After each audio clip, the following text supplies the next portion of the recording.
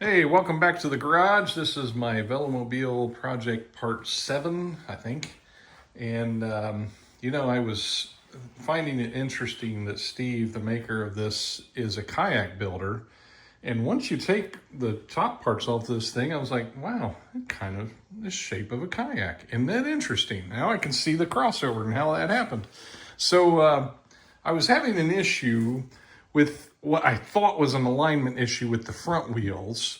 Turns out it wasn't the front wheels. I was adjusting, and I couldn't get this right pull out of it.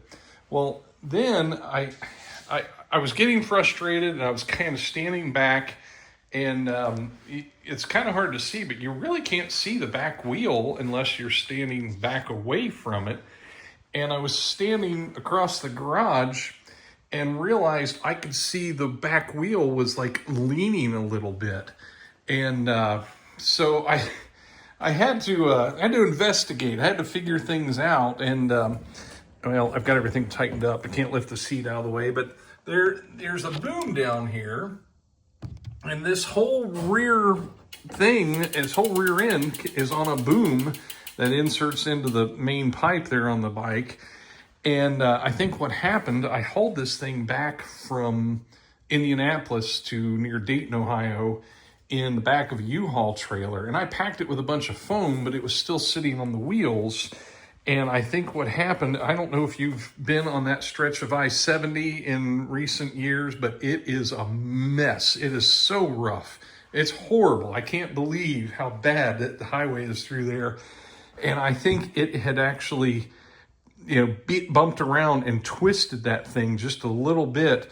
And I thought it was bent. I thought something was wrong. And so I opened the whole thing up so I could look down in there and see what was happening. And I proved my, here, I can open it up here, maybe.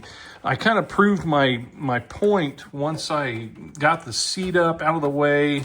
And once I was looking at everything, I could tell that it was twisted from here, where you can loosen it up and kind of straighten that thing back out. And I just couldn't see all that until I got everything off, took advantage of the situation. I have wiped down everything. I'm trying to make it like new in here, and I wiped it all down up in here, so cleaned it all up and got that all straightened out. And what was my proof in the pudding was when I took this bolt apart. This is what kind of attaches the shell to the bike frame. And when I took that apart, you should have seen this thing pop. And, it was like under pressure, basically, because that was twisted in there. And so once I got it really straight, and I've got this thing on a table right now, so it may look crooked, but once I set it down on the ground, got that tire nice and straight with the other two, and really cinched it back down. I may put some Loctite in there, but at that point, these holes lined up almost perfectly straight where they were kind of cattywampus. So that told me I'd found the issue. I have ordered replacement polymers from Utah Trikes, and I'm going to put those in there. I got a medium and a heavy, and I'll replace those because I think they're kind of worn out. And up here on the front, I'm working on, I'm going to eventually add some better headlights. I don't know if I'm thinking about, I've just looked on the I'm in a Velomobile Facebook group, and just looking around at other ideas. There's only one hole for this headlight right now. It's okay. It's just not tremendously bright. And so I'm thinking about adding a couple. And if you watch one of my earlier videos, I'm working with a 12-volt system here. This takes a DeWalt battery and converts it from 20 volts down to 12 volts. That goes to my tail light, which is not hooked up right now. I've got a flasher over there on the thing, and I think I'm going to add a second one just for a little added visibility. But the main reason I wanted to go with a 12-volt system is it opens up the whole motorcycle world as far as auxiliary lights. And that gives you a lot of cool options that just aren't as expensive as bicycle lights for some odd reason. But I think I'm going to keep this one on here just as a backup, I guess. And because I have been out in the middle of the country in the middle of the night on my HP Velo and had my light go out, and that's kind of alarming. And so I've gone ahead and run a couple power wires up here and attached them on the side. They're coming back here. I'm gonna neaten this all up a little bit, of course.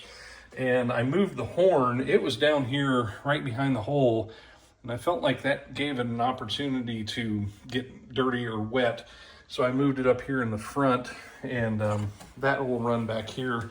That runs on its own battery, at least right now. It's a 6 volt, so I'm not gonna put it on my 12 volt system. I'll leave it on one of my 6 volt batteries. But these wires will go down in there and be tucked in.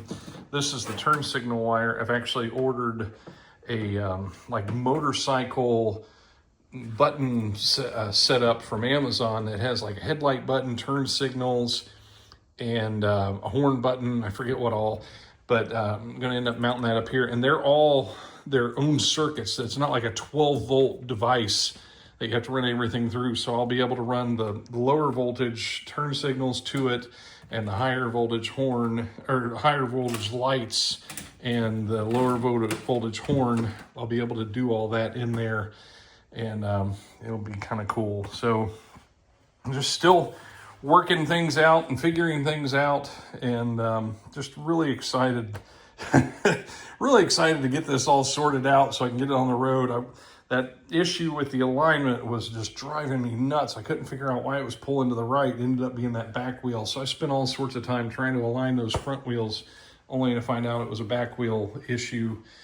But I'm gonna wait to put it all back together. I'm gonna put the big wheel well over this and put the back on once I get those rubber pieces replaced for the suspension.